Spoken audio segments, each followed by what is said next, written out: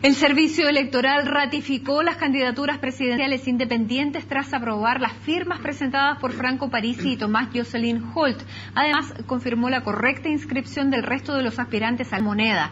Tras este proceso, se oficializa que son 9 los candidatos que en noviembre van a competir por ser el próximo presidente o presidenta de la República. Para conocer más detalles, conversamos a esta hora con el presidente del Consejo Directivo de CERVEL, Patricio Santamaría. Patricio, muchas gracias por acompañarnos nuevamente, ahora en calidad de presidente del CERVEL. Sí, muchas gracias a ustedes por invitarme. Bueno, Patricio, finalmente, después de los 10 días legales, el plazo que se había dado el CERVEL, ustedes logran ratificar que son 9 los candidatos. ¿Cómo fue el proceso con los independientes? ¿Generaba tal vez mayores resquemores? Bueno, el proceso, los independientes, sin duda tuvo una complejidad mayor, porque necesitábamos oficializar y validar 36.318 firmas en cada uno de esos casos. Es una revisión lenta que se hace primero a través de un sistema computacional, se cruzan una serie de datos, porque hay personas que no pueden efectivamente firmar o patrocinar candidaturas, extranjeros, por ejemplo, extranjeros. Las personas, los ciudadanos con derecho a sufragio, menores de edad. Hay firmas que se repiten, hay una serie, los afiliados a partidos políticos. Entonces hay una serie de datos que se cruzan, nos entrega una primera revisión y posteriormente se hace de manera manual. Y nosotros como Consejo pedimos tener a la vista cuando se nos decía, mire, y certificaciones de que efectivamente los que aparecían como afiliados estaban afiliados. El tema era cumplir rigurosamente con la ley y pudimos, en definitiva, determinar que estos 2 candidatos independientes cumplían con los requisitos. Se hace con las 38.000 firmas que presentó Tomás Jocelyn Holt, con las 44.000 que presentó Franco Parisi, se hace una a una. Claro, una a una. En realidad fueron distintos las cifras, por lo que yo recuerdo. Tomás Jocelyn Holt presentó 53.000, dijo que tenía validada 42.000 y en definitiva las peticiones quedaron un poco más de 38.000. Y en el caso 558. Claro, y en el caso de Franco Parisi también se dio la misma situación. Aquí presentó finalmente validaron 44.693 firmas. Exactamente, porque hay que revisar, y en algún caso requieren la firma del notario. Si uno mira la ley es muy exigente, tienen que ser numeradas por orden correlativo, con hoja. Bueno, cumplieron los 2 candidatos. Cumplieron los 2 candidatos y tal vez el que dio la sorpresa es Tomás Jocelyn Holt, porque no se le vio haciendo tanta campaña y él inicialmente estaba apoyado por un partido, por el PRI, que lleva su propio candidato. ¿No hay posibilidad de que de esas firmas haya algunos adherentes al PRI?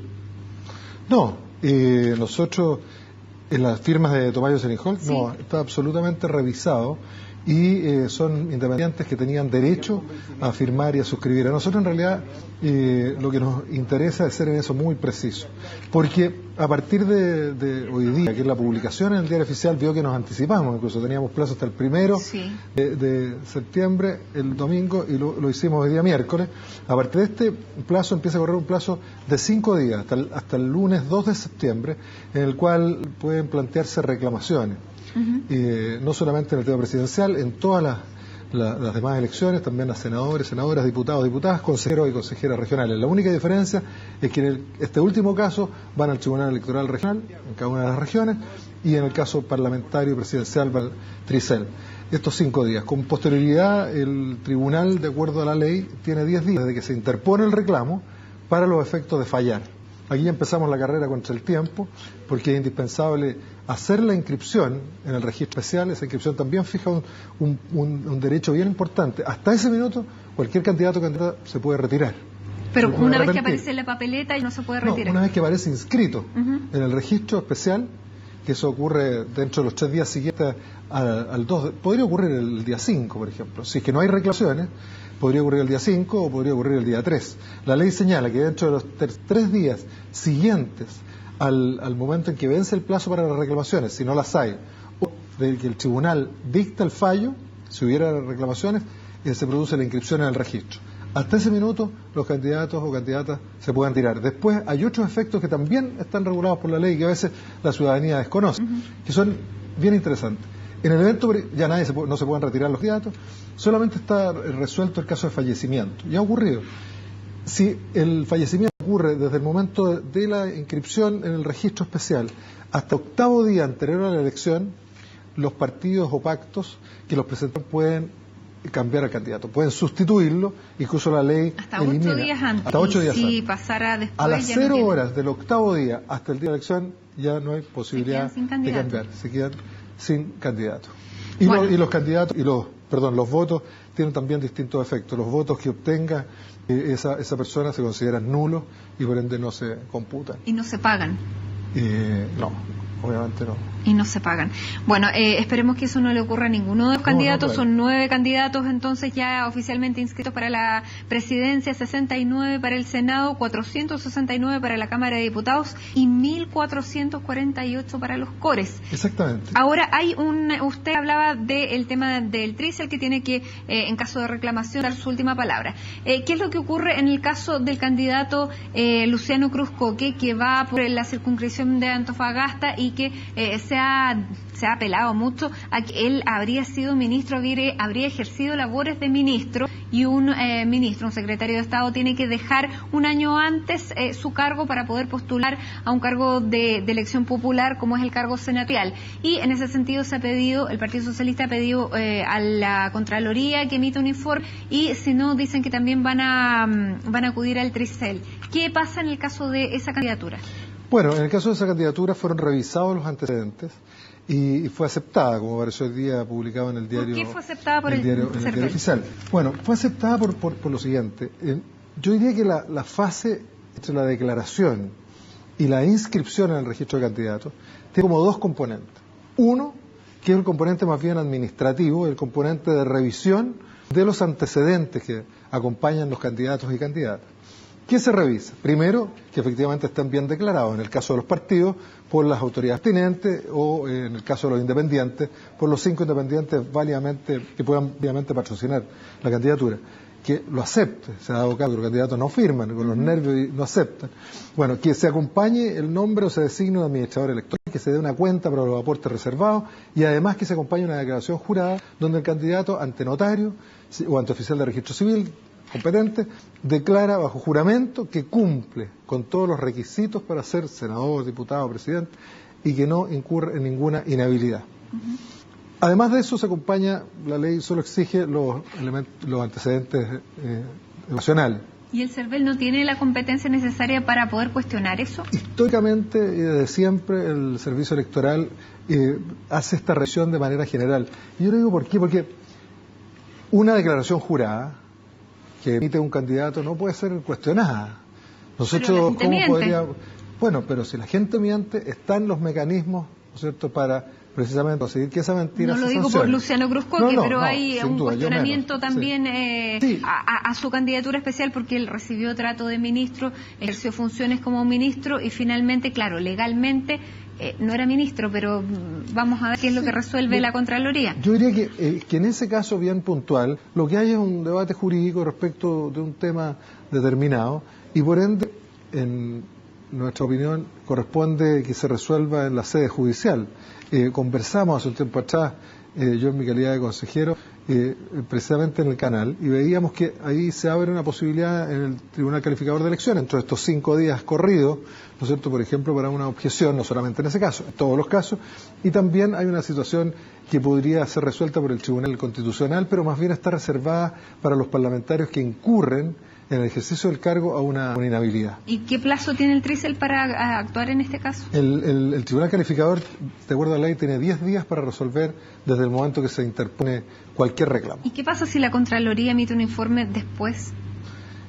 Es un tema interesante, pero yo me quedo hasta la resolución que hoy día publicamos en el Diario Oficial. Porque ahí, según lo que usted dice, una vez que ya está inscrito... No, o sea, lo que ocurre es lo siguiente, que hay una norma especial en la ley que establece que en el evento que por cualquier causa, por cualquier razón se determine que hay una falsedad, no me estoy refiriendo a este caso, estoy hablando de otro caso hipotético, hay una falsedad, por ejemplo, se miente respecto de los estudios, o de la edad, o de la condición de ciudadano, y en definitiva eso se logra probar, bueno, se anula completamente la elección y la persona pierde el cargo. O sea, puede ocurrir incluso que este fallo judicial se dé cuando ya haya asumido la nueva autoridad. Ya, habrá que esperar entonces y ver lo que diga tanto el Tricel como la Contraloría en el caso de Luciano Cruzco, que es la circunscripción de Antofagasta. Pero vamos a otros temas, porque cuando ya está avanzando esta carrera presidencial siguen surgiendo detalles. Por ejemplo, el tema de este préstamo que pidió la candidata Michelle Bachelet al Banco Estado y que para muchos se entendió como que había puesto como aval al CERVEL. ¿Cuál es la figura que se da con el CERVEL, este mandato que dan los candidatos que una vez que piden estos préstamos que son bastante grandes, préstamos millonarios, ponen que el CERVEL es el que tiene el mandato de pagar una vez que se reciban, digamos, por cada voto, cada candidato recibe una cantidad de dinero y que se pague este crédito en base a los votos que se obtuvo? Eso es justamente lo que hace el CERVEL, ¿no es cierto? Exactamente. Y yo creo que para entender el asunto requiere una breve historia, voy a tratar de ser muy breve. Por un lado, esta es una ley que tiende a resolver el tema de la transparencia, del límite, ¿cierto?, y del control del gasto electoral. Se establece, y ya está establecido, una cantidad que todos conocen, y posteriormente tenemos que ver cómo se financian esas campañas. Las campañas se financian de aportes privados y aportes públicos. Dentro de los aportes privados están los aportes propios, los aportes de terceros, de donantes, que pueden ser anónimos, reservados, etc. Y dentro de los aportes públicos están los anticipos y los reembolsos. Aquí se trata de un aporte privado. El aporte privado, patrimonio personal, no fortuna personal. Hay candidatas que no requieren de mayor aporte. Pero también se consideran los créditos ante instituciones bancarias. Y además, en el caso de los créditos ante instituciones bancarias, se considera uno de los 3 casos donde el candidato de alguna forma da algún mandato, algún tipo de poder, algún endoso a un tercero. En este caso, la ley estableció en un mandato que está muy estrictamente regulado por instrucciones del Servicio Electoral, le da el mandato de que la entidad bancaria pueda cobrar a la tesorería de parte del reembolso que le corresponde. ¿Cuánto le corresponde de reembolso? 686 pesos por voto. En primera vuelta. En primera vuelta, 229 en segunda vuelta, multiplicado por el número de votos que obtenga. Entonces es muy importante que hay 2 cosas. Uno, cuando termina la elección, que el Servicio Electoral apruebe la cuenta de gastos, de ingresos, de egresos. Y por otro lado, que haya un fallo ejecutoriado del Tribunal Calificador de Elecciones que califique la elección, porque ahí se sabe perfectamente cuántos votos, por cuánto hay que multiplicar estos 686. ¿Y eso cuánto tiempo pasa después de la elección? Eso no ocurre relativamente rápido. El Tribunal Calificador tiene un plazo bastante breve para los efectos de resolver, y que se hace aún más breve cuando es posible que haya segunda vuelta. Entonces, porque tenemos un mes hasta el 15 de diciembre. Entonces, esto es lo que aparece. Pero además es muy importante señalar que la ley determina qué considera por gasto electoral. No cualquier cosa puede pasar como gasto electoral. Y ahí, así como determina las encuestas, las contrataciones de personal, de funcionarios, de personas que trabajen para candidatos, establece que se considera gasto electoral los intereses, los endosos, el impuesto de la ley de timbre de estampillas, los derechos de los notarios y en general todos los gastos que se incurra por estos créditos. Ya, pero ahí teníamos otro problema, que ustedes fijaron un límite de gasto electoral de 9.000 millones de pesos, pero no teníamos cómo fiscalizar que efectivamente se hubiera gastado eso o se hubiera gastado más. ¿Qué pasa si se gasta más? Tienen que incurrir en una multa que ahí no alcanza para pagar el crédito del Banco del Estado. Si usted me permite, Matilde, nosotros no, porque me parece un poco fuerte la afirmación, nosotros no fijamos los 9.000 millones de pesos. Nosotros lo que hicimos, la directora subrogante, lo que hizo fue cumplir la ley. Son estos mismos 686 pesos, 3 centésimos de unidad de fomento multiplicado por el número de electores, 13.751.000.